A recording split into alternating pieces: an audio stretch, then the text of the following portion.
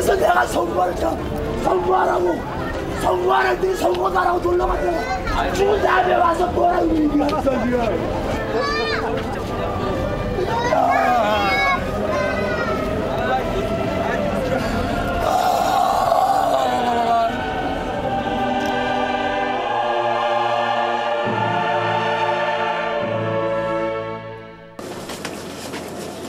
그제 오전 노무현 전 대통령 서거 소식이 알려지면서 전국 곳곳에 분향소가 차려졌습니다.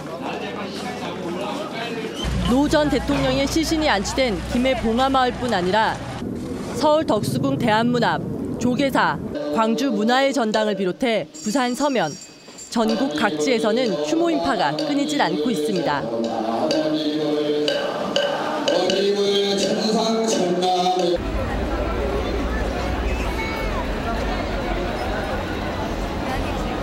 국민의 한 사람으로서 너무 안타깝잖아요. 그리고 마지막 가는 거 정말 영전에 꽃 한 송이라도 드리는 게 도리이고 경우라고 생각했어요. 저는 여기 서울에 안 살고 지방에 있거든요. 저희 아이들한테 이렇게 대통령이 서거를 하셨는데 그래서 저는 지지하고 지지하지 않고를 떠나서 꼭 이 자리에 와야 된다고 생각해서 왔습니다. 줄을 너무 많이 서서 내일 일 때문에 또 가야 되니까 주문은 못하고 주변에서 묵념하고 그리고 내려가려고요. 노 전 대통령의 덕수궁 앞 임시 분향소는 조문객들로 붐빕니다. 원쌤이만 이쪽으로 오십시오. 대기 시간이 길어지자 자원봉사자들은 어린이들이 먼저 분향할 수 있도록 도와줍니다. 이곳이 분향소 입구입니다. 쭉 지나가셔도 일로 가셔야 돼요. 이렇게 가세요. 여기는 경찰이 막아놔가지고요. 출구도 만만치 않습니다. 지금 뒤로 보이는 이 길이 분향소에서 나오는 길이라는 예, 말씀이시죠? 맞습니다. 이 길 딱 하나예요. 경찰차가 막아가지고 사람이 나올 수 있는 길이 이게 한 길뿐이 없어요. 지하에 한번 가보세요. 가보면 줄이 하여튼 1-2km 정도 지하에게도 여기도 보면 한 1-2km 이런 정도 있어요. 그러니 한 20만 명은 좀 넘다 이렇게 보야 되겠죠. 20만 명이 넘는 사람들이 찾은 임시 분향소의 안내판. 박스 조각에 청테이프를 감아 만들었습니다. 추모객은 계속 모여들고 있지만 분향소는 턱없이 비좁습니다.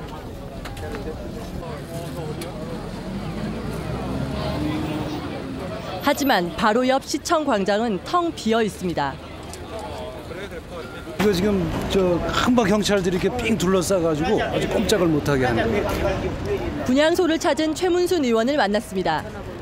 어제 노무현 전 대통령께서 돌아가신 후에 대한문 앞에 시민들께서 자발적으로 분향소를 만들었습니다. 그래서 이제 분향을 했던 것이죠. 그렇다고 해서 무슨 폭력 사태가 있었던 것도 아니고 아주 평화로운 상태로 지금도 진행이 되고 있습니다.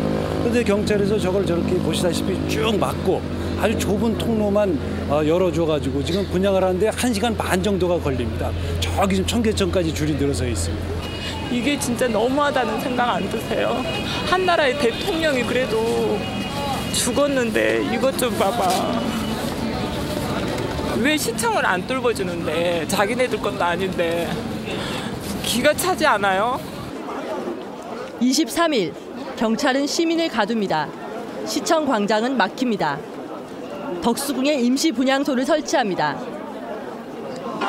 경찰이 천막을 강제 철거합니다. 시민과 경찰 사이에 몸싸움이 벌어집니다. 슬픔은 분노가 됩니다. 추모제는 집회 및 시위에 관한 법률의 신고 대상이 아닙니다. 그러나 경찰은 불법 과격 시위로 번질 것이 우려된다며 원천 봉쇄합니다. 겁이 나서 그렇겠지. 민심에 대한 뭘 잘못하고 있다는 걸 인지를 안 하는가 봐. 아니 지금 추모를 하기 때문에 길을 다 막아버린 거야 지금 저게. 최단들 예우가 지라는 게 이거예요. 시민들의 분노는 점점 높아져 갑니다. 그러니까 이게 대한민국 경찰입니까 이게? 아저씨 이렇게 신속하게 쫓아오는 겁니까? 아저씨 아니 횡단보도 빼줘요 빨리. 역사를 망가뜨리는 나쁜 사람. 집에서 예절도 안 배우냐? 아니 말고잖아. 언론에 대한 불만도 쏟아집니다. 왜요? 너희들 한번 책임이라도 진 적 있어? 언론은 말했으면 아니면 책임 안 지. 그게 없나요? 책임 못 질 것 같으면 보도를 하지 말던지. 방송이 국민을 적으로 돌리면 안 돼요. 이 정권이라는 게 자꾸 바뀌는 거야. 그렇지만 국민은 바뀌질 않아. 검찰이 의심을 가지고 있고 그 의심을 언론에 흘리고 언론이 이걸 받아쓰고 다시 그걸 또 검찰이 받아서 다시 수사에 들어가고 이런 식으로 서로 주고받고 하면서 마치 그것이 모두 사실인 양 규정을 지어 왔던 것입니다. 그래서 노무현 전 대통령은 범죄 사실이 확정되기도 전에 이미 범죄자가 돼버렸던 것이죠. 노무현 전 대통령께서는 아주 결벽증이 있다시피 자신에 대해서 완벽을 추구하는 분입니다. 인격 파괴, 명예를 파괴를 해서 그분이 더 이상 설 자리가 없었던 것 같습니다. 그래서 그냥 그때 노 전 대통령의 미공개 유서를 가지고 있다는 시민이 나타납니다. 포탈에서 삭제되고 있는 유서 전문입니다. 블로그에 퍼올려주세요. 어떤 분이 갖고 계신데 이거 어제 일부 언론을 믿지 못하는 시민들은 광장에서 정보를 공유합니다. 돈이 모자라서 다 복사를 못했대. 오늘 500장을 했는데 신빙성 없는 정보도 놔둡니다. 백주 대낮에 경찰차의 소변을 보고 대로에 주저앉아 울분을 토합니다. 정신적 혼란과 충격에 쌓인 대한민국 서울의 모습입니다. 참 우리 비정규직 노동자들 자살 또 용산 참사에서의 그 학살 뭐 이런 상황 속에서 국민들은 제가 보기엔 거의 뭐 지쳐 있어요. 이제 뭐 자포자기하고 다 지금 속이 부글부글 끓고 그냥 그런 상황이죠. 전혀 예측할 수가 없어요. 전부 공황 상태니까요. 국회가 뭐 제대로 열리겠습니까? 국민들의 마음이 뭐 어느 정도 어떻게 될지, 이 마음을 누가 어떻게 잡아갈지. 분향소를 찾은 추모객. 과연 어떤 마음으로 이 자리에 온 것일까? 하나 지켜버려야 돼. 한편에선 서명 운동이 한창입니다. 지금 이거 2,000명 마음이 우러나서 하는 건데. 한 장만 좀 밑에 둬줘. 여기는 연락처는 아닌데요. 적으셔도 되고 안 적으셔도 돼요. 아, 적어야지. 나 이제 늙었으니까 죽어도 괜찮고. 이 광장을 보시고 어떤 느낌이 드시나요? 그냥 슬프다는 느낌?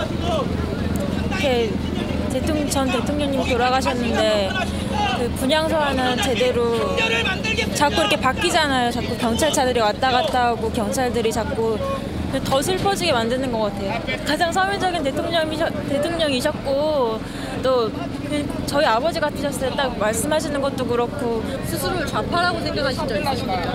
아니, 전 그런 적 없어요. 좌파고 우파고 저는 잘 모르니까. 이곳에 모인 추모객들은 지역이나 정치 성향보다는 그저 마음껏 애도할 수 있는 장소를 원할 뿐입니다.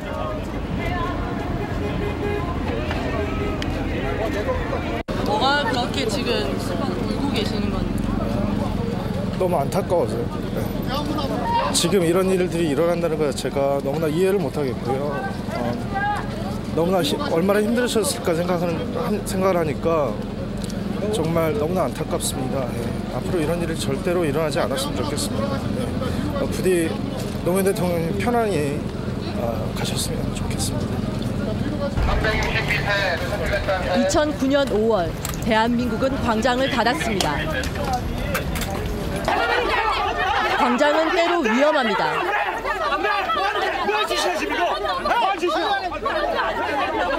경찰이 사람들 없다.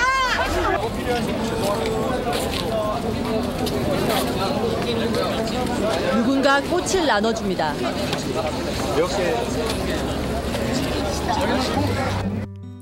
광장을 사랑한 노무현 전 대통령.